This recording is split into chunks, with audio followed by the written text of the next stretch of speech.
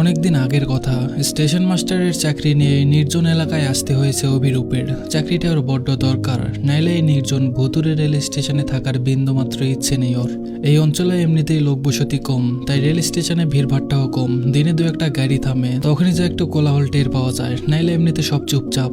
সেই ব্রিটিশ আমলের তৈরি হলদে একটা বিল্ডিংয়ে যাবতীয় কাজ চলে, আর তার পাশেই একটা ঘরে অভিরূপের থাকার ব্যবস্থা।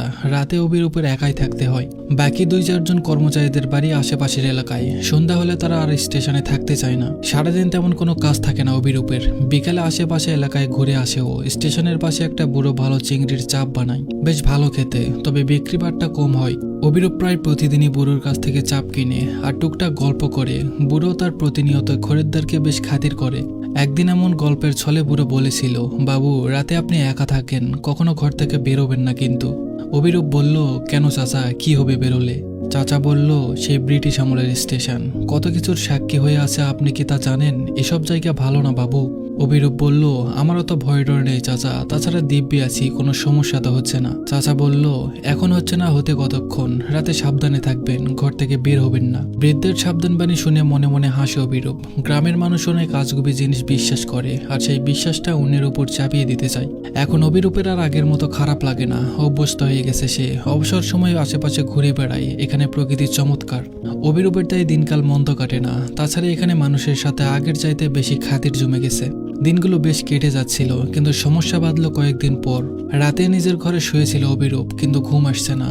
বাইরে উতাল পাতাল জ্যোৎস্না, জানালা দিয়ে বাইরের প্রকৃতি থেকে বিপুর হয়ে যায় ও। অনেকক্ষণ চেষ্টা করার পরেও যখন ঘুম আসছে না, তখনও একটু বাইরে হাঁটাহাঁটি করার সিদ্ধান্ত নেই। তাছাড়া রূপালী জ্যোৎস্নায় বাইরের পৃথিবী অসম্ভব মায়া লাগছে। অভিরূপ দরজা খুলে বাইরে বেরিয়ে পড়ে। কি সুন্দর নরম চাঁদের আলো। সে সিগারেট ধরে স্টেশনের চারপাশে হাঁটাহাঁটি করতে থাকে। হঠাৎ দূরে একটা কিছুর নড়াচড়া টের পায় অভিরূপ। প্রথমে ভেবেছিল শিয়াল কুকুর জাতীয় কোনো প্রাণী, কিন্তু একটু ভালো করে তাকাতেই একটা মনুষ্য অবয়ব মনে হলো। জ্যোৎস্নার আলো থাকলেও স্টেশনের ওদিকটায় ঘন গাছগাছালি থাকার জন্য জমাট বাঁধা অন্ধকার। অভিরূপ আর একটু এগিয়ে যায়। এত নির্জন রাতে স্টেশনে কেউ আসার কথা না। আর একটু এগোতেই অভিরূপ দেখে একটি নারী অবয়ব রেল লাইনের পাশে বুঝে কি যেন খুঁজছে। নারী মূর্তিটির যেন মরিয়া কাঙ্ক্ষিত জিনিস খুঁজে পাওয়ার জন্য। অভিরূপ আরও বেশি অবাক হয়ে যায়, এত রাতে একজন নারী কি খুঁজছে? এখানে তার উপর মহিলা শাড়ি পরা নাই, বরং শতাব্দীর প্রাচীন ব্রিটিশ আমলের পোশাক গায়ে। পোশাকের লেস আর লম্বা ঝোলের জন্য তাকে ভালোমতো দেখা যাচ্ছে না। মহিলা সাহস হলো কিভাবে এখানে আসার? এমন সময় নারী মূর্তি নিজের খোঁজাখুঁজি থামিয়ে উঠে দাঁড়িয়ে অভিরূপের দিকে ফিরে তাকায়। এরপর অভিরূপ যা দেখে তাতে ওর আত্মা খাপছাড়া হবার জোগাড়। এমন কিছুর যে সম্মুখীন হতে হবে সেটাও স্বপ্নেও ভাবতে পারেনি। ওর সামনে দাঁড়ানো নারী মূর্তির সম্পূর্ণ দেহ ঠিক থাকলেও ধরের উপরের মুন্ডুটাই নেই। গলার কাছে গদগদে বিভৎসখা, গায়ে শতাব্দীর প্রাচীন পোশাকের গায়ে ছোপ ছোপ রক্ত। মাঝরাতে নির্জন স্টেশনে মাথাবিহীন নারী দেহ দেখলে যে কোনো মানুষের মাথা ঠিক রাখা কঠিন, কিন্তু অভিরূপ নিজেকে ধরে রেখেছিল। নারী মূর্তিটি এবার আস্তে আস্তে ওর দিকে এগিয়ে আসতে শুরু করে। অভিরূপ পিছনে ঘুরে ওর গলায় থাকা মায়ের কবচটা হাতের মুঠোয় ধরে দৌড়াতে থাকে, ভুলেও পিছু দিকে তাকায় না। ছুটতে ছুটতে নিজের ঘরে ঢুকে দরজা লাগিয়ে দেয় ও। নিজের কৌতূহল সামনে রাখতে না পেরে জানালা দিয়ে তাকিয়ে দেখে মাথাবিহীন নারী মূর্তিটি ওর জানালার পাশে ঠাই দাঁড়িয়ে আছে। এবার আর নিজেকে ধরে রাখতে পারে না অভিরূপ, জ্ঞান হারিয়ে মেঝেতে লুটিয়ে পড়ে।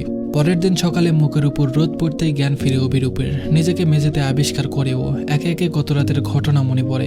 সকালের ঝলমলে আলোতে গা শিউরে ওঠে ওর। দিনের আলোতেও ঘরের বাইরে যেতে ভয় লাগে ওর। স্টেশনের কর্মচারীরা অনেক বেলা পর্যন্ত ওর সাড়া না পেয়ে দরজায় কড়া নাড়লে দরজা খোলে অভিরূপ। তাদের আর কিছু বলে না অভিরূপ। বিকেলে সেই বৃদ্ধের কাছে যায় অভিরূপ। লোকটি আপন মনে চিংড়ির চাপ ভাজছিল।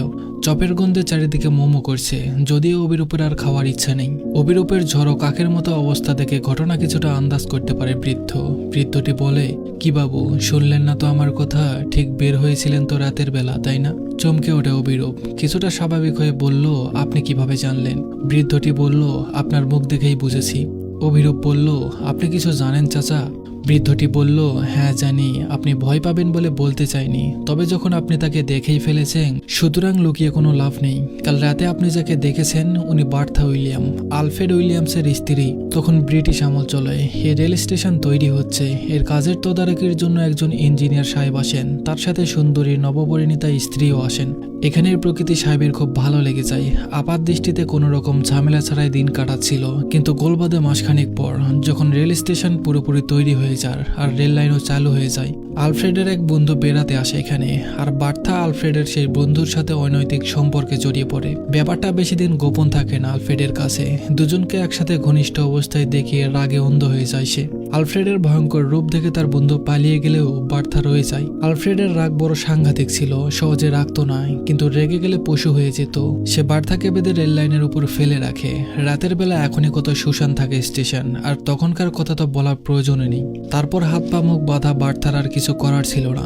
সাক্ষাৎ যমদূতকে এগিয়ে আসতে দেখেছিল সে। ট্রেন সজোরে চলে যায় বার্থার শরীরের উপর দিয়ে। পরের দিন সবাই রেল লাইনের উপর বার্থার কাটা পড়া ধরটা আবিষ্কার করে। ওর ছিন্ন মস্তিষ্কটা আর কখনো খুঁজে পাওয়া যায়নি। আজও রাতে বার্তা হন্য হয়ে ওর হারানো মাথাটা খুঁজে বেড়ায়। আপনার ভাগ্য ভালো যে কাল পালিয়ে আসতে পেরেছেন, নাইলে আপনাকেও নিজের দলে ভেড়াতো আর নিজের হারানো মুন্ডু খোঁজার দায়িত্বে লাগিয়ে দিত।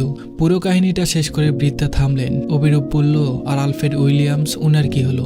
বৃদ্ধা বলল, সেটাতেই নিজের বন্দুকের গুলিতে প্রাণ দেয় উনি। পুরোটা শুনে গায়ে কাটা দেয় অভিরূপের। এরপর আর ওখানে থাকেনি অভিরূপ। চাকরিতে ইস্তফা দেয় সে। যথেষ্ট হয়েছে। বেঘুরে প্রাণ হারিয়ে মাথা খোঁজার ইচ্ছে নেই তার। তো এই ছিল আজকের গল্প। আশা করি গল্পটা ভালো লেগেছে। গল্পটা ভালো লাগলে অবশ্যই লাইক কমেন্ট করে জানাবেন, আর নতুন নতুন গল্প পেতে অবশ্যই চ্যানেলটা সাবস্ক্রাইব আর ফেসবুক পেজটা ফলো করে দিবেন। সবাই ভালো থাকবেন, সুস্থ থাকবেন। ধন্যবাদ সবাইকে।